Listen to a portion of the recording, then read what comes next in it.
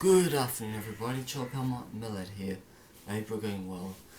I've been back home in London for the last couple of days after my trip to Macclesfield, and I'm very glad I got out of London for the first time in 6 months.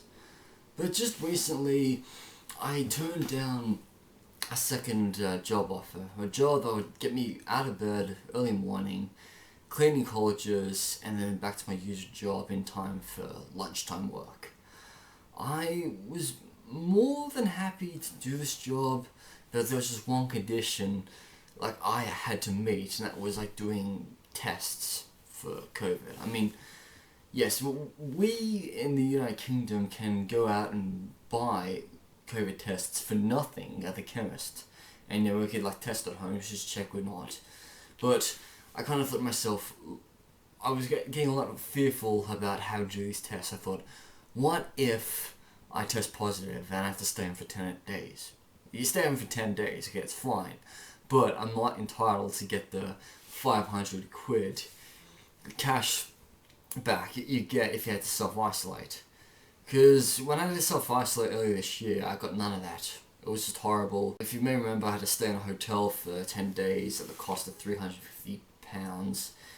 And this was more expensive than the accommodation I stayed at in Wales during my quarantine when I came back from Serbia. So I'd like to reflect about the times I had to work 2 jobs. And I always gave myself the opportunity to earn more money earning a second job, no matter how good or bad it was. The first time it happened was in 2009. I had this really dumb job working for Avon, selling cosmetics, going door to door, leaving catalogs, picking up catalogs, putting in orders, delivering products. But I also had this other job where I worked, part-time stuffing envelopes for a menu business. Both of these jobs fell through in December 2009, and worse things worse, all the money I earned in this menu business I was working for was used to pay off the fat cats at Avon. Because seriously, if you do Avon work, it's not a good job. It's a stupid 0-hour contract. You're self-employed. You're only going to get about 30% profit. It's a scam. It's a pyramid scheme. Seeing that thing they say about the pyramid scheme, every time you turn upside down, it's a funnel. So it's like a trap.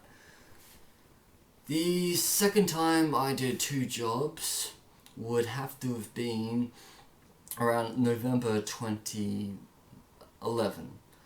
I basically quit this job working at a cafe because of being underpaid, not paying taxes, and a dispute with a former chef. So I gained 1 job as a kitchen porter at a restaurant called Your Lounge, and then days later I gained another kitchen porter job at a cafe in Rouse Hill.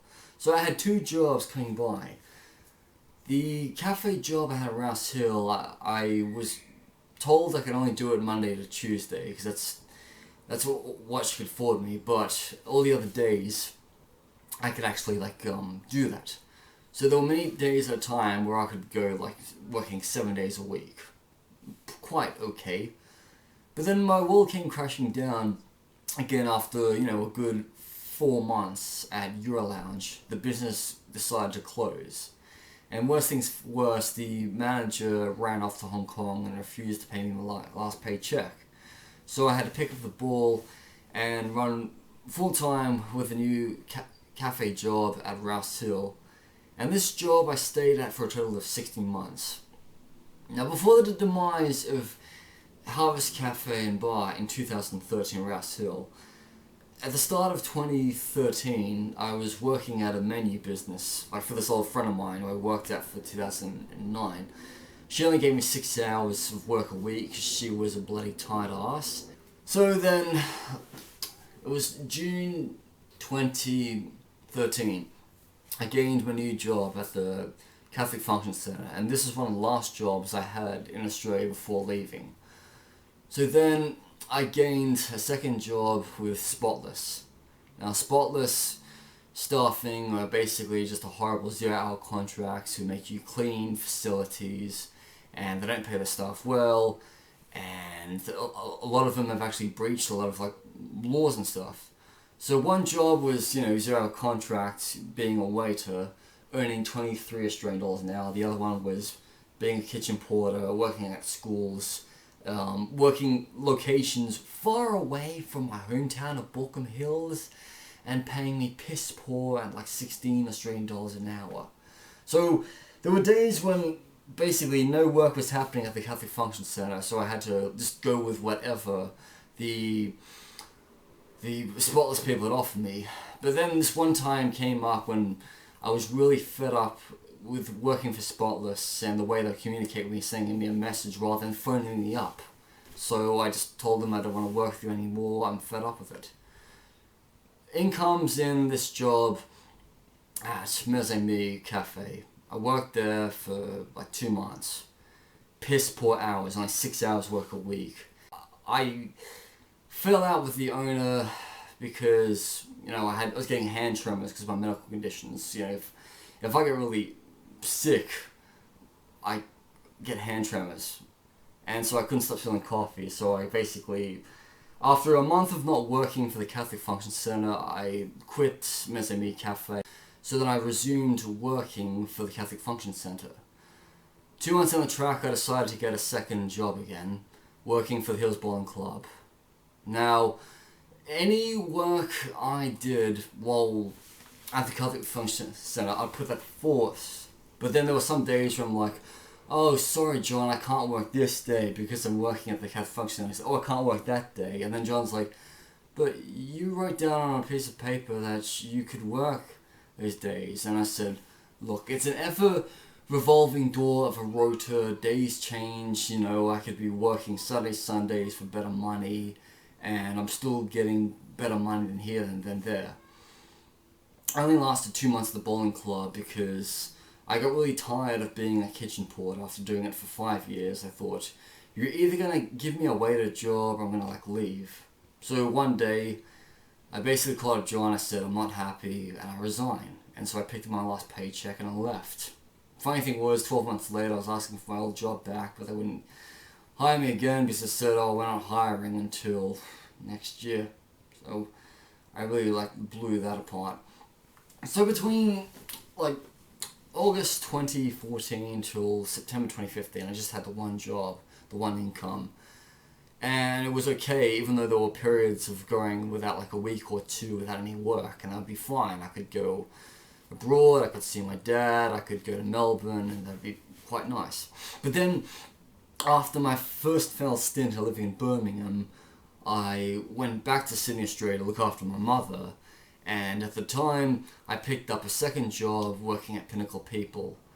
Now, I put all my focus in working with the Catholic Function Centre, but Pinnacle People was just basically the 0 contract job, working at events like the Madonna concert, Kevin Hart, the sporting events. So I could basically balance both out and all.